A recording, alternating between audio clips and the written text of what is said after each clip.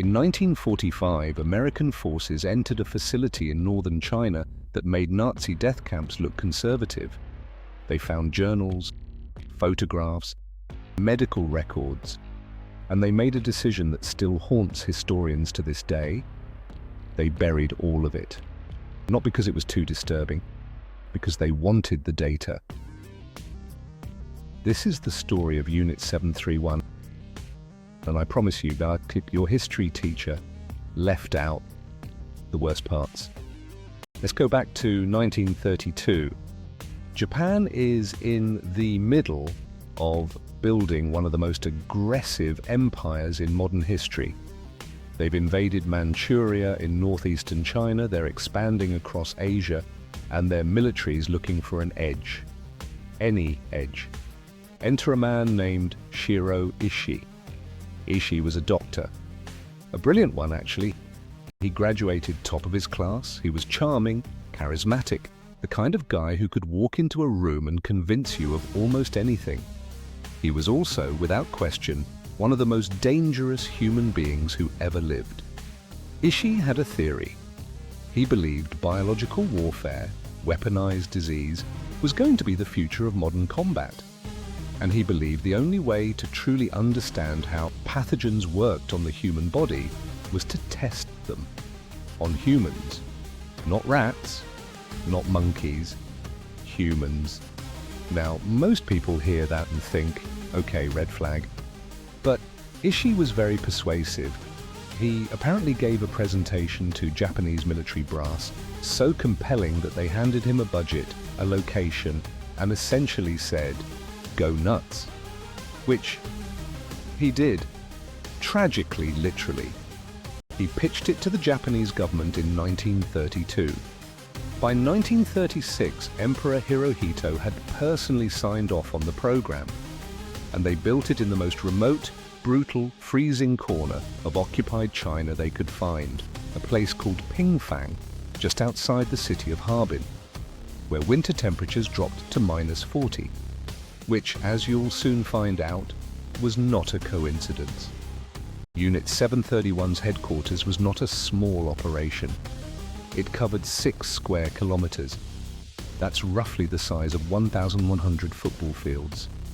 It had over 150 buildings, laboratories, dormitories, an airstrip, a railway line, its own power plant, its own water supply, a prison block that could hold 400 people at a time, and a crematorium that ran around the clock. They called prisoners maruta. In Japanese, maruta means logs, as in the material you throw in a furnace when you're done with it. Prisoners were transported to the facility inside sealed train cars, blindfolded, hands bound. They were taken from Chinese villages, from Soviet POW camps, from Korean resistance fighters. Some were criminals handed over by local authorities. Some were just in the wrong place. When they arrived, they were assigned a number. Their name was gone. Their identity was gone. They were now a log. Ishii told his staff that what they were doing was science, that the death served a greater purpose, that discomfort was part of the process. He was basically the world's worst TED Talk speaker, technically very accomplished, completely morally bankrupt, and way too excited about his work. The staff at Unit 731 numbered in the thousands. Doctors, scientists, nurses, lab technicians. Many of them were graduates of Japan's most prestigious universities. Some were just out of medical school, and most of them participated willingly. Okay, this is the part where I need you to understand something before we go further. What I'm about to describe is documented. This is not rumor, not legend, not wartime propaganda. These are facts verified by Japanese veterans who testified after the war by declassified American intelligence reports and by physical evidence recovered from the site. I'm telling you this because what follows sounds like something a screenwriter invented for a horror movie. It wasn't. Frostbite experiments. Harbin winters hit -40. Ishii's team wanted to know exactly what frostbite did to the human body, and more importantly, how to treat soldiers who suffered it in the field. So they took prisoners outside in those temperatures, poured water on their limbs, and left them there until the tissue froze solid. Researchers would tap the frozen limb with a stick to confirm it had hardened completely. Then they'd try different methods of rewarming, some medical, some not, and document what happened to the tissue. Prisoners endured this repeatedly, the same limbs over and over, until they had no limbs left. One researcher later described the experiments as valuable data. I'd like to take a moment to point out that this man had a medical degree from an actual university that gave him a diploma with his name on it. Make of that what you will. Pressure experiments. Ishii's team wanted to know how much atmospheric pressure the human body could withstand before it failed. They put prisoners in sealed chambers and increased the pressure rapidly, simulating what happens when a pilot loses cabin pressure at extreme altitude. They documented what happened to the eyes, the eardrums, the internal organs. The results were, in their words, informative, vivisection. This is the one that historians say disturbed even hardened military officials when they first read the reports. Vivisection means surgery on a living body, without anesthesia. Ishii's team believed that anesthesia contaminated the results, that it changed the body's response. So, operations, including organ removal, limb amputation, and studies of living tissue, were performed on fully conscious prisoners. The reasoning again was scientific accuracy. I want to let that sit for a second, because it's easy to hear these facts delivered in a documentary voice and let them wash over you. But these were people, with families, with names that got replaced with numbers, and somewhere in the freezing dark of Manchuria, they experienced things that the human brain genuinely struggles to process. Biological weapons testing. This is where Unit 731 moved from horrifying to geopolitically catastrophic. Ishii wanted to develop deployable biological weapons. Plague, cholera, typhoid, anthrax. They tested these on prisoners directly, injecting pathogens, exposing people to infected environments, putting bacteria in food and water supplies. And then they went bigger. They loaded plague-infected fleas into ceramic bombs and dropped them on Chinese cities. The cities weren't military targets. They were just cities. Historians estimate Unit 731's biological warfare campaigns killed somewhere between 200,000 and 580,000 Chinese civilians. Ishii later described this phase of the program as field testing. He said it with the same energy someone uses when they're beta testing a new app. Except the app was bubonic plague. And the users didn't consent. August 1945. Japan surrenders. The war is over. Ishii gets the call and immediately orders the facility destroyed. The buildings are blown up. Documents are burned. Equipment is smashed.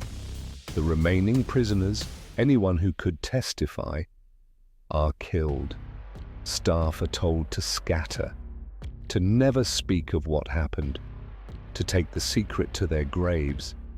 And then Ishii himself disappears, for a while. Here's where the story takes a turn that is arguably even more disturbing than everything we've covered so far. American forces arrive in Japan. They're conducting war crimes trials, the Tokyo equivalent of Nuremberg. They're hunting down military officials responsible for atrocities across the Pacific. And then they find the Unit 731 files.